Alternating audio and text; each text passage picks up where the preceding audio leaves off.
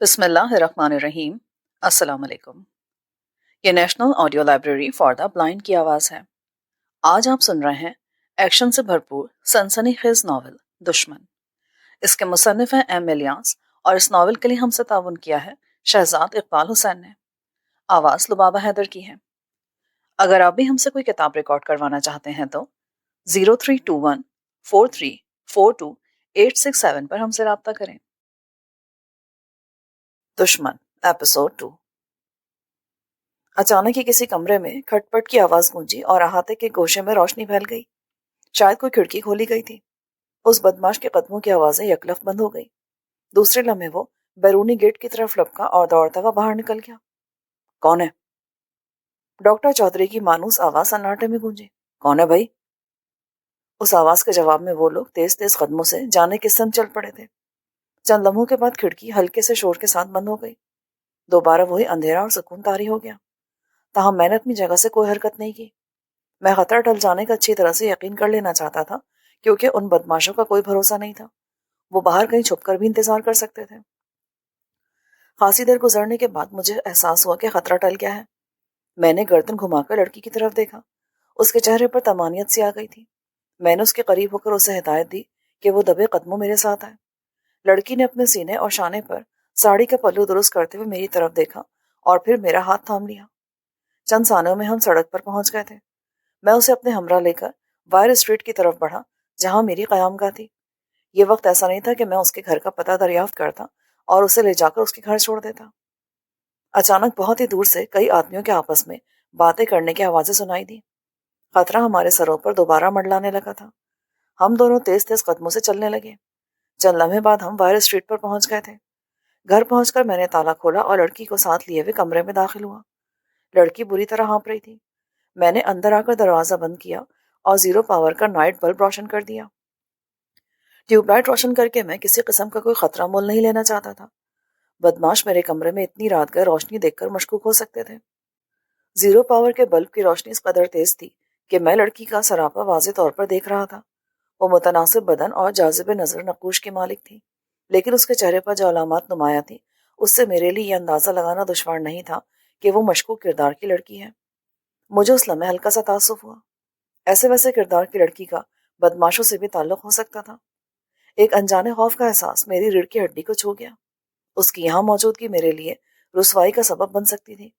میں نے دل ہی دل میں فیصلہ کر لیا کہ اس لڑکی سے جتنی جلدی چھٹکارا حاصل کر لیا جائے، اسی قدر میرے حق میں بہتر رہے گا۔ لڑکی کا لباس بڑی حد تک بے ترتیب سا نظر آیا، لیکن اسے اپنا ہوش ہی کہاں تھا۔ وہ میرے کمرے کے وسط میں کھڑی ہوئی کسی قدر بے نیازی سے ایک ایک چیز کا جائزہ لے رہی تھی۔ میرا کمرہ ایسا راستہ بھی نہیں تھا کہ کسی کی توجہ کا مرکز بن سکے۔ یہ ایک سادہ سا کمرہ تھا، اس میں کسی قسم کی کوئی تزئین و آرائش نہیں تھی۔ میں نے قیاس کیا کہ وہ بے مقصد کمرے کے در و دیوار کو تک رہی ہے، جیسے اس کا مقصد محض وقت گزاری ہو۔ کتنے لمحات گزر گئے۔ میں نے اسے اس قدر مطمئن پا کر متعجب نظروں سے دیکھا۔ اس پر کسی قسم کا خوف و ہراس طاری نہیں تھا۔ تم نے اپنے بارے میں کچھ نہیں بتایا؟ میں نے اسے مخاطب کیا۔ جلدی سے سارا قصہ سناؤ تاکہ میں تمہیں تمہارے گھر چھوڑاؤں۔ اس نے میری طرف پلٹ کر مجھے تیکھی نظروں سے دیکھا۔ اس کے چہرے پر سرخی سی دوڑ گئی۔ ایک انجانا سا احساس اس کی آنکھوں میں ابھرنے لگا۔ اس کے ہونٹ سکڑنے کے انداز میں کھلے، مگر کسی خیال کے تحت اس نے اپنی مسکراہٹ کو منجمد کر دیا۔ وہ بولی تو اس کے لہجے میں خوف کا ذرا سا بھی شائبہ محسوس نہ ہوا۔ میں بھی آپ کو اپنے بارے میں سب کچھ بتاتی ہوں، پہلے اپنا لباس تو ٹھیک کر لوں۔ اس نے میرے کچھ کہنے سے پیشتر ساڑی کا پلو شانے سے الگ کیا اور وہ اب صرف پیٹی کوٹ اور بلاؤز میں میری نظروں کے سامنے تھی۔ میں دوسری طرف منہ پھیر کے کھڑا ہو گیا۔ اس کی اس بے باک اور عامیانہ حرکت پر میرے دل میں نفرت سی پیدا ہو گئی۔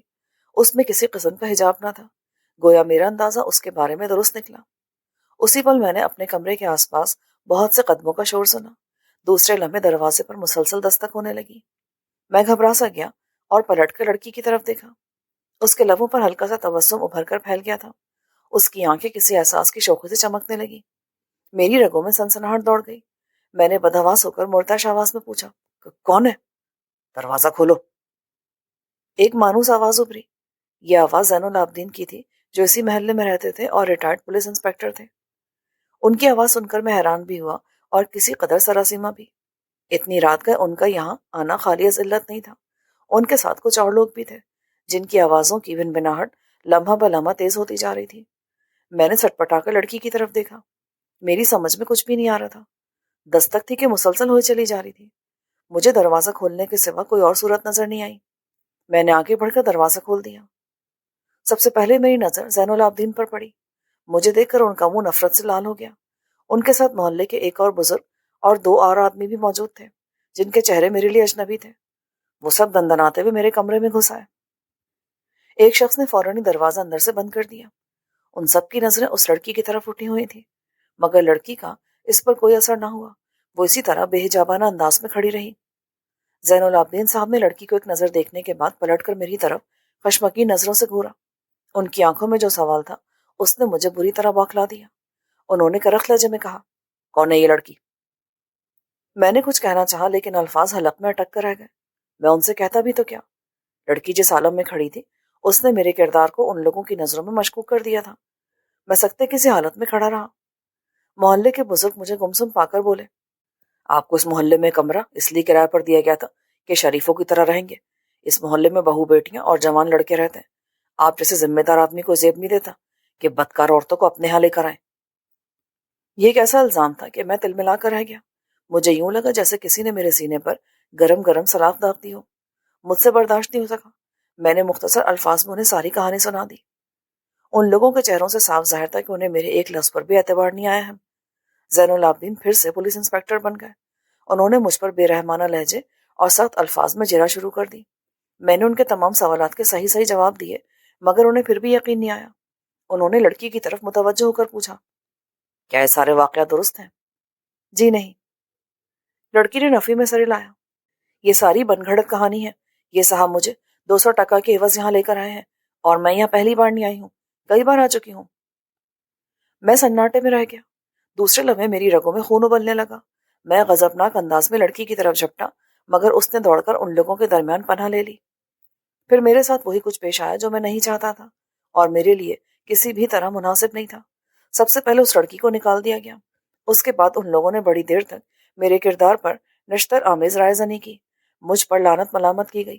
میں اس واقعے میں کچھ اس طرح ملوث ہو گیا تھا کہ کسی صورت بھی انہیں اپنی بے گناہی کا یقین نہیں دلا سکتا تھا۔ میرے پاس اس کے سوا کوئی چارہ نہیں تھا کہ ان کے ہر حکم کی تعمیل کروں۔ اس نتیجے میں مجھے ایک تحریر دینا پڑی جس میں نے اپنی بدکاری کا اعتراف کرتے ہوئے آئندہ ایک شریف آدمی کی طرح اس محلے میں رہنے کا عہد کیا تھا۔ زین العابدین صاحب نے مجھ سے وعدہ کیا کہ اس واقعے کا تذکرہ کسی سے نہیں کیا جائے گا، لیکن مجھے بھی اپنی اس تحریر کا پاس کرنا ہوگا۔ میں اگر دوبارہ بدکاری میں ملوث ہوا تو مجھے فی الفور قانون کے حوالے کر دیں گے۔ ان لوگوں کے باہر نکلتے ہی میں کسی ٹوٹی شاخ کی طرح بستر پر ڈھیر ہو گیا۔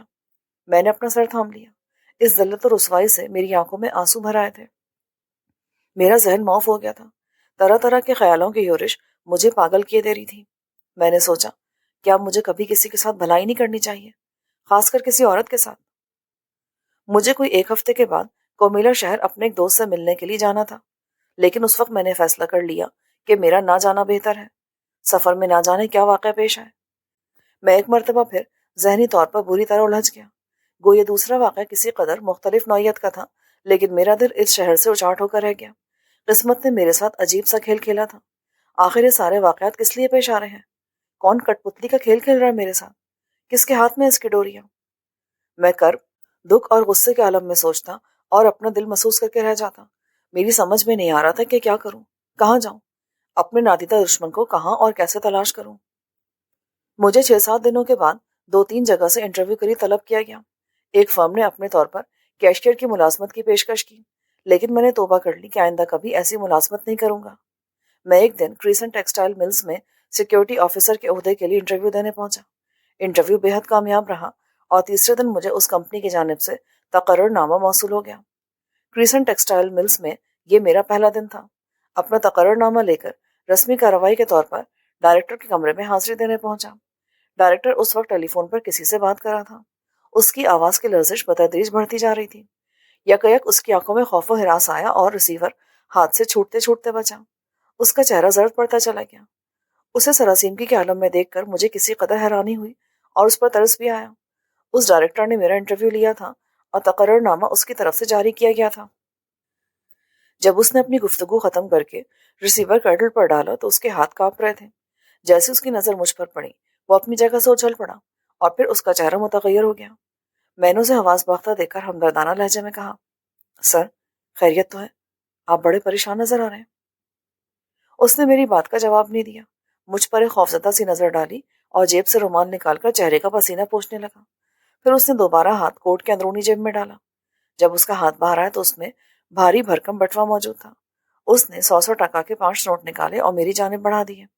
اس کے ہاتھ ابھی تک لرز رہے تھے۔ میں نے حیرت سے ان نوٹوں کو دیکھا اور پھر سوالیہ نظروں سے ڈائریکٹر کی طرف دیکھا۔ تم اس رقم کو اپنی ایک دن کی تنخواہ سمجھ کر رکھ لو۔ اس نے مرتعش آواز میں کہا، میں آپ سے تنخواہ لینے نہیں آیا، میں تو آج ہی اپنی ڈیوٹی پر حاضر ہوا ہوں۔ میں نے حیرت سے کہا، اس نے نوٹ میرے آگے ڈال دیے۔ تم یہ رقم لے کر یہاں سے ابھی اور اسی وقت رخصت ہو جاؤ اور آئندہ یہاں مت آنا، ہمیں تمہاری کسی خدمات کی ضرورت نہیں ہے۔ مگر کیوں؟ اس کے چہرے کی زردی خشونت میں بدل گئی۔ اس نے لرزہ آواز میں سرد مہری سے کہا، میں نے کہا نا ہمیں تمہاری کوئی ضرورت نہیں ہے، کیوں کا جواب نہیں ہے میرے پاس۔ میرا ذہن جھنجھنا اٹھا۔ میری سمجھ میں نہیں آ سکا کہ یہاں میرے ساتھ یہ ذلت آمیز سلوک کس لیے کیا جا رہا ہے۔ اس ایک ماہ میں میرے ساتھ جتنے بھی واقعات پیش آئے ان میں میری اہانت کے پہلو نمایاں تھے۔ میں ہر جگہ رسوا ہوا تھا۔ اب ایک مرتبہ پھر میری ذات کا وقار مجروح کیا جا رہا تھا۔ اس قدر سنگین مذاق کرنے کی آخر کیا ضرورت تھی؟ اگر ملازمت نہیں دینی تھی تو پہلے صاف طور پر انکار کر دیا جاتا۔ مجھے تقرر نامہ ارسال کرنے کی کیا ضرورت تھی؟ میں نے اس کی طرف دیکھا اور مردہ سی آواز میں بولا، صاف صاف بتائیں، آپ مجھے ملازمت دے کر انکاری کیوں ہو رہے ہیں؟ کیا یہ میرے ساتھ مذاق نہیں ہے؟ زیادہ بحث کرنے کی ضرورت نہیں ہے۔ وہ یکایک شیر ہو گیا اور مجھے خشمگین نظروں سے گھورتے ہوئے تحکمانہ لہجے میں بولا، بس یہ میرا حکم ہے، تمہاری بہتری سے میں کہ اسی وقت اس کمرے سے نکل جاؤ۔ آخر کیوں؟ میں بگڑ کر چیخ اٹھا اور پھر غصے کی حالت میں کانپتا ہوا کرسی سے کھڑا ہو گیا اور اس کی کرسی کے پاس جا کر رکا۔ میری نس نس میں خون ابلنے لگا۔ مجھے اس کی وجہ بتاؤ ورنہ میں تمہیں بخشوں گا نہیں۔ میری اس غیر متوقع دھمکی پر وہ کچھ خوفزدہ سا ہو گیا اور ہکلاتے ہوئے بولا، میں کچھ نہیں جانتا، بس ایک حکم ہے، میں اس کی تعمیل کر رہا ہوں۔ کس کا حکم ہے؟ مجھے بیوقوف بنانے کی ضرورت نہیں ہے، میں کچھ نہیں بتا سکتا۔ اس کے انکار پر مجھ پر جنون سا طاری ہو گیا۔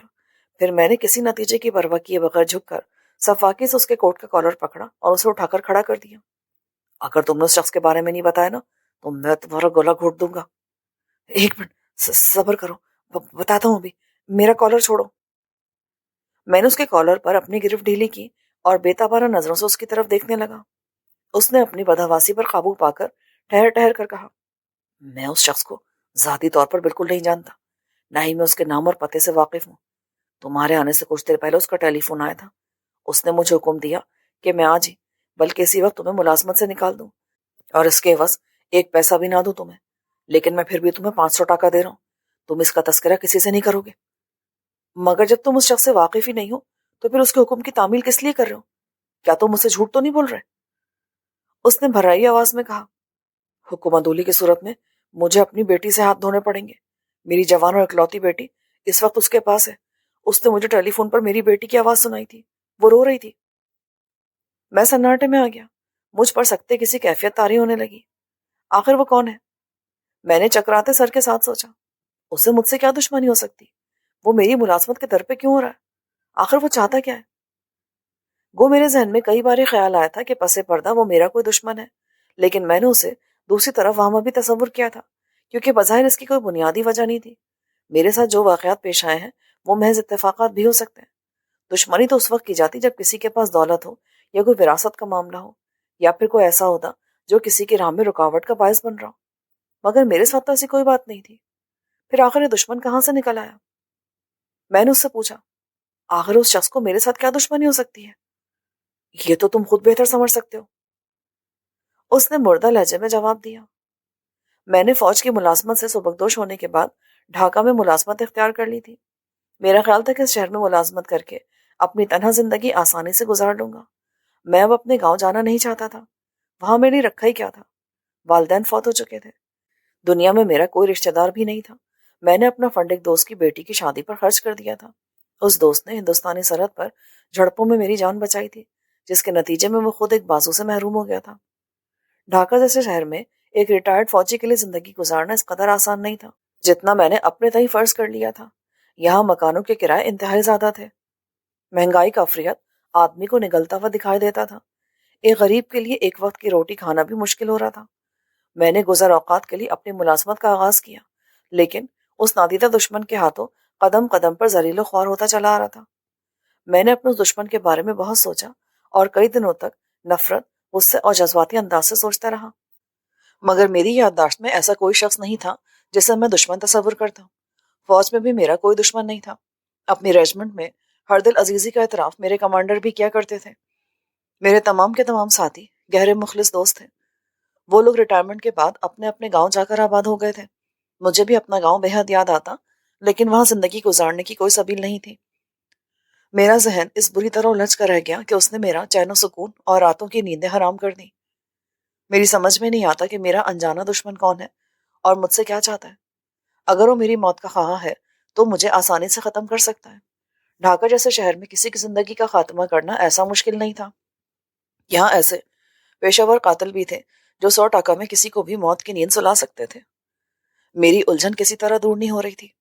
ان دنوں میں بے حد پریشانی کے عالم میں بازاروں اور گلیوں میں نکل جاتا اور بے مقصد ادھر ادھر گھومتا رہتا۔ گھر مجھے کاٹ کھانے کو دوڑتا تھا اور در و دیوار سے وحشت ٹپکتی تھی۔ ایک نامعلوم سے خوف بھی محسوس ہوتا تھا۔ میں اس عرصے میں 20 جگہ ملازمت کے لیے درخواستیں ارسال کر چکا تھا، لیکن کہیں سے مجھے جواب نہیں آیا تھا۔ میں سمجھ گیا کہ میرا دشمن میرے خلاف سرگرم عمل ہے۔ ایک دن میں یوں ہی آوارہ گردی کر کے رات گئے گھر لوٹا اور پھر کمرے میں گھستے ہی اپنی جگہ سے اچھل پڑا، جیسے کسی نے میری پشت میں خنجر گھونپ دیا ہو۔ میرے حلق سے چیخ نکلتے نکلتے رہ گئی۔ میرے بستر پر خون میں لت پت ایک لاش پڑی تھی۔ اس کی پیٹھ میں خنجر دستے تک پیوست تھا۔ میری جگہ کوئی اور ہوتا تو یقیناً وہ غش کھا کر گر جاتا، مگر میں نے اپنے حواس کو قابو میں رکھا۔ میں ایک سپاہی تھا اور میدان جنگ میں بے شمار خون خرابوں سے گزر چکا تھا، تاہم اس کے باوجود میں نے اپنی رگوں میں دہشت کی لہر سنسناتی ہوئی محسوس کی۔ میرے حلق میں گرہیں سی پڑنے لگی۔ میں کتنی ہی دیر تک بے حس و حرکت کھڑا لاش کو تکتا رہا۔ لاش منہ کے بل پڑی تھی، اس لیے مقتول کا چہرہ ٹھیک سے نظر نہیں آ سکا۔ جس حد تک بھی چہرہ نظر آ رہا تھا اس سے مجھے کچھ اندازہ نہیں ہو سکا کہ وہ کون ہے۔ اچانک یہ خیال میرے ذہن میں جھٹکا بن کر لگا، یقیناً یہ ساری حرکت میرے انجانے دشمن کی تھی۔ اس نے مجھ پر ایک ایسی ضرب لگائی تھی کہ اب میرے لیے جان بچانا بہت مشکل ہو گیا تھا۔ میری آنکھوں کے آگے اندھیرا چھانے لگا۔ میں راہ فرار اختیار کر کے مزید مشکلات میں پھنسنا نہیں چاہتا تھا۔ میں آخر کب تک خود کو پولیس کے ہاتھوں سے بچا سکتا تھا؟ لیکن میں بے گناہ تھا۔ یہ سوچ کر میری خاصی ہمت بندھی۔ میں اپنے حواس مجتمع کر کے آہستہ آہستہ پلنگ کی طرف بڑھا۔ میں مقتول کی صورت دیکھنا چاہتا تھا۔ اسے سیدھا کرنے میں یہ دشواری تھی کہ چاقو اس کی پیٹھ میں اترا ہوا تھا۔ چاقو نکالے بغیر لاش کو کسی صورت بھی سیدھا نہیں کیا جا سکتا تھا۔ میں پلنگ کے بالکل قریب پہنچ گیا۔ میں نے چاقو کے دستے پر ہاتھ رکھا ہی تھا کہ دفتن میری آنکھیں چکا چوند ہو گئیں۔ ایک پل کے لیے پورا کمرہ تیز روشنی میں نہا گیا۔ میں نے گھبرا کر چاقو سے اپنا ہاتھ ہٹا لیا اور کئی لمحوں تک حواس باختہ سا پل کے جھپکتا رہا۔ اس وقت باہر گلی میں کسی کے دوڑنے کی آواز سنائی دی اور پھر سارا معاملہ میری سمجھ میں آ گیا۔ میرے دشمن نے ایسے عالم میں میری تصویر اتار لی تھی کہ اسے دیکھ کر ہر کوئی مجھے ہی قاتل تسلیم کر لیتا۔ اس ثبوت کو کسی طرح جھٹلایا نہیں جا سکتا تھا۔ مجھے اپنی حماقت کا فوراً ہی شدید احساس ہوا۔ وہ تصویر میرے لیے پھانسی کا پھندا بن سکتی تھی۔ میں نے کھڑکی کے پاس پہنچ کر باہر جھانکا۔ گلی کے آخری سرے پر ایک شخص بھاگتا ہوا نظر آیا۔ آج مجھے میرا دشمن نظر آیا تھا اور میرے لیے موقع تھا کہ اسے ہر قیمت پر پکڑ لوں، جانے نہ دو۔ اس خیال سے میں بجلی کی سی تیزی کے ساتھ کمرے سے نکلا اور گلی میں اسی سمت بھاگنے لگا۔ چاروں طرف تاریکی چھائی ہوئی تھی۔ بھاگتے بھاگتے میں ایک جگہ ٹھوکر کھا کر گرا، مگر فوراً ہی اٹھ کھڑا ہوا اور چوٹ کی پرواہ کیے بغیر دوبارہ دوڑنے لگا۔ مجھے ہر قیمت پر اس شخص کو پکڑنا تھا تاکہ اسے کیمرہ اور تصویر حاصل کر سکوں۔ وہ شخص بھی اندھا دھند دوڑ رہا تھا۔ ایک موڑ پر وہ نظروں سے اوجھل ہو گیا، لیکن اس کے جوتوں کی آواز سنائی دی۔ تقریباً 100 گز کے فاصلے پر وہ جگہ تھی جہاں اس کے جوتوں کی آواز سنائی دے رہی تھی۔ میں نے اپنی رفتار کم نہیں کی، بلکہ میں نے رفتار اور تیز کرتے ہوئے جلدی وہ موڑ طے کر لیا۔ میرے اور اس کے درمیان کوئی نصف فرلانگ کا فاصلہ رہا ہوگا۔ اس کے دوڑنے کی رفتار میرے مقابلے میں بہت تیز تھی، کیونکہ وہ دبلے پتلے جسم کا تھا اور لمبے قد کا بھی۔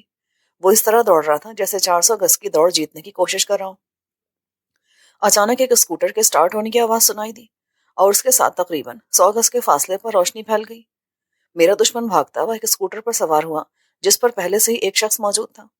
دوسرے لمحے اسکوٹر فراٹے بھرتا ہوا میری مخالف سمت میں تیز رفتاری سے روانہ ہو گیا۔ میں دوڑتے دوڑتے رک گیا اور کسی قدر بے بسی سے اسکوٹر کو جاتے ہوئے دیکھتا رہا۔ حتیٰ کہ وہ بائیں ہاتھ کی گلی میں مڑ کر نظروں سے اوجھل ہو گیا اور میں کفے افسوس ملنے لگا۔ یہ بات تو صاف ظاہر تھی کہ اسکوٹر پر پہلے سے موجود شخص میرے دشمن کا ساتھی تھا اور اسکوٹر لیے اسی کا انتظار کر رہا تھا، مگر یہ بات سمجھ میں نہیں آ سکی کہ آخر اسے اتنی دور کھڑے ہونے کی کیا ضرورت تھی۔ وہ چاہتا تو میرے گھر کے قریب بھی اپنے ساتھی کا انتظار کر سکتا تھا، اس طرح اسے کسی ممکنہ خطرے سے واسطہ بھی نہیں پڑ سکتا تھا۔ میں تھکے تھکے قدموں سے گھر کی جانب واپس ہوا، مجھے جیسے کسی نے بری طرح نچوڑ کے رکھ دیا ہو۔ فی الحال اس سے بھی زیادہ سنگین مسئلہ میرے سامنے تھا۔ میرے کمرے میں ایک عدد لاش پڑی تھی اور میں دنیا والوں اور قانون کی نظروں میں قاتل بن چکا تھا۔ بار بار میری آنکھوں کے سامنے پھانسی کا پھندا لہرانے لگتا۔ آخر وہ کون تھا؟ میرے سینے میں نفرت اور انتقام کی آگ دہکنے لگی۔ میں دکھ اور افسوس سے ہاتھ ملنے لگا کہ ایک موقع دشمن کو پکڑنے کا ملا بھی، لیکن میں اس میں بری طرح ناکام رہا۔ اس وقت مجھ پر جو کیفیت طاری تھی وہ شاید کسی شکست خوردہ سپاہی پر طاری نہیں ہوئی ہوگی۔ دشمن نے مجھ پر ایک ایسی کاری ضرب لگائی تھی کہ اس نے میرے وجود کو پارا پارا کر دیا تھا۔ میں جس قدر سوچتا دماغ اتنا ہی الجھتا۔ میں نے اپنے کمرے کی چوکھٹ پر دونوں ہاتھ رکھ کر سر ٹکایا اور غم سے نڈھال ہو کر آنکھیں بند کر لی۔ میں نے دانستہ لاش کی جانب دیکھنے سے اعتراض کیا تھا۔ نہ جانے میں کب تک کسی عالم میں ذہنی کشمکش سے دوچار ہوتا رہا۔ میری سمجھ میں نہیں آ رہا تھا کہ مجھے اب کون سا قدم اٹھانا چاہیے۔ بڑی دیر کے بعد میرے ذہن میں یہ خیال آ سکا کہ پہلے بالائی منزل پر مقیم کرایہ داروں کو اس حادثے کی اطلاع دوں، اس کے بعد زین العابدین سے رجوع کروں۔ تیسرا مرحلہ پولیس کو مطلع کرنے کا تھا۔ اس مرحلے میں میرے ساتھ کیا کچھ پیش آئے گا میں اس سے بے خبر نہیں تھا۔ مجھ پر ایک قیامت ٹوٹ پڑنے کا جواز موجود تھا۔ میں حالات کا سامنا کرنے کے لیے اپنے آپ کو ذہنی طور پر تیار کرنے لگا۔ میں نے کھڑے ہو کر کمرے میں جھانکا اور پھر بستر پر نظر پڑتے میرا منہ حیرت سے کھلا رہ گیا۔ ایک لمحے کے لیے تو مجھے ایسا محسوس ہوا جیسے میں نے کوئی انتہائی بھیانک خواب دیکھا ہو۔ بستر خالی پڑا تھا۔ میں سرعت سے پلنگ کے پاس پہنچا۔ بستر پر گہرے نیلے رنگ کی چادر بچھی ہوئی تھی۔ چادر پر بے شمار شکنیں نظر آ رہی تھیں، مگر خون کا ایک دھبا تک نہ تھا۔ حیرت کے اس جھٹکے نے مجھے کسی قدر بدحواس کر دیا۔ میں دھم سے بستر پر گرا اور کافی دیر تک بے جان لاش کے مانند لیٹا رہا، مگر میرا ذہن برابر سوچنے میں لگا ہوا تھا۔ آہستہ آہستہ میرے ذہن کے گوشوں سے دھند چھٹنے لگی۔ مجھے اپنے دشمن سے شدید نفرت ہو چکی تھی، لیکن میں دل ہی دل میں اس کی ذہانت پر اش اش کیے بغیر نہ رہ سکا۔ اب میری سمجھ میں آیا کہ اسکوٹر کس لیے اس قدر دور کھڑا کیا گیا تھا۔ واضح طور پر دشمن کا مقصد یہی تھا کہ جب میں اس کے تعاقب میں نکلوں تو اس اثنا میں لاش کو غائب کر دیا جائے۔ اچانک ہی ایک اور خیال میرے ذہن میں سرسر آیا۔ ممکن ہے کہ سرے سے کوئی لاش ہی نہ ہو، بلکہ سارے ڈرامے میں ایک جیتے جاگتے شخص نے لاش کا کردار ادا کیا ہو۔ مجھے یاد آیا کہ اس وقت میرے بستر پر گہرے سرخ رنگ کی دری بچھی ہوئی تھی۔ یقینی طور پر دشمن کا مقصد یہی رہا ہوگا کہ خون کے دھبے میری چادر پر نہ لگنے پائیں۔ آہستہ آہستہ میرا یہ خیال یقین میں بدلتا گیا۔ اس ڈرامے کو حقیقت کا رنگ دینے کے لیے کسی پرندے کا خون اور اسپرنگ والا نقلی چاقو استعمال کیا گیا تھا، جس کا پھل دباؤ پڑنے سے اندر چلا جاتا تھا۔ میں کافی دیر تک بستر پر کروٹیں بدلتا رہا اور سوچتا رہا کہ آخر میرے دشمن کا منصوبہ کیا ہے، وہ مجھ سے کیا چاہتا ہے اور کس لیے میرے گرد گھیرا تنگ کرنے کی کوشش کر رہا ہے۔ اگر اسے مجھ سے واقعی کوئی دشمنی ہے تو کھل کر مقابلے پہ کیوں نہیں آتا؟ ایک شبہ میرے ذہن میں یہ بھی پیدا ہوا کہ ممکن ہے کوئی غیر ملکی ایجنٹ فوجی راز حاصل کرنے کے چکر میں مجھے بلیک میل کرنا چاہتا ہے، مگر جلدی میں نے اس خیال کو ذہن سے جھٹک دیا، کیونکہ میں فوج میں ایک معمولی سا افسر تھا اور میں اسے کس طرح سے اہم راز فراہم کر سکتا تھا۔ اگر اس نے مجھ سے ایسی کوئی توقع وابستہ کر بھی رکھی تھی تو یہ سراسر اس کے دماغی خلل کا ثبوت تھا۔ ظاہر ہے کہ ایک سبکدوش فوجی افسر اس کے لیے کسی بھی طرح کارآمد ثابت نہیں ہو سکتا تھا۔ انہی خیالوں میں الجھتے الجھتے نہ جانے کس وقت مجھے نیند آ گئی۔ جب میری آنکھ کھلی تو محسوس ہوا دروازے پر کوئی آہستہ آہستہ اور وقفے وقفے سے دستک دے رہا ہے۔ میں آنکھیں ملتا ہوا اٹھ بیٹھا۔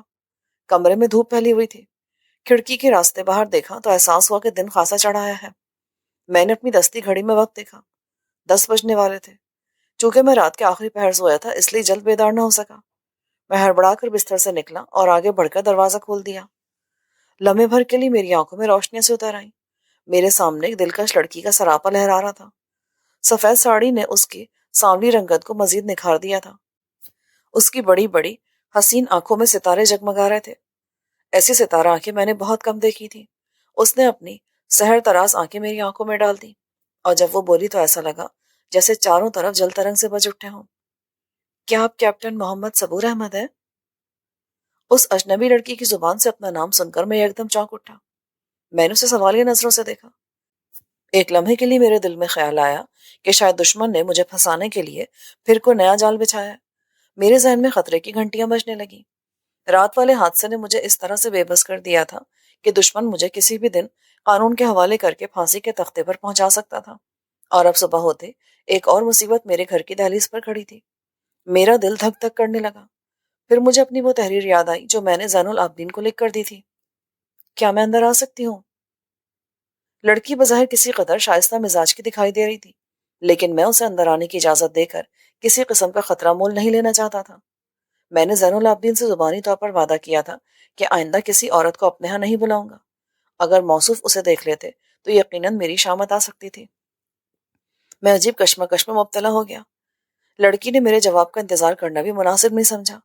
وہ میرے قریب سے گزرتی ہوئی میرے کمرے میں داخل ہو گئی۔ اس کے کھلے ہوئے سیاہ بالوں کی مہک میرے مشام جاں کو عنبر کر گئی۔ میرے سارے وجود میں عطر بیز ہوائیں چلنے لگی۔ میرے سینے میں خوابیدہ تمنائیں مچلنے لگی۔ میرا کمرہ کسی قدر بے ترتیب ہو رہا تھا۔ میری سمجھ میں نہیں آیا کہ لڑکی کو بٹھاؤں یا رخصت کروں۔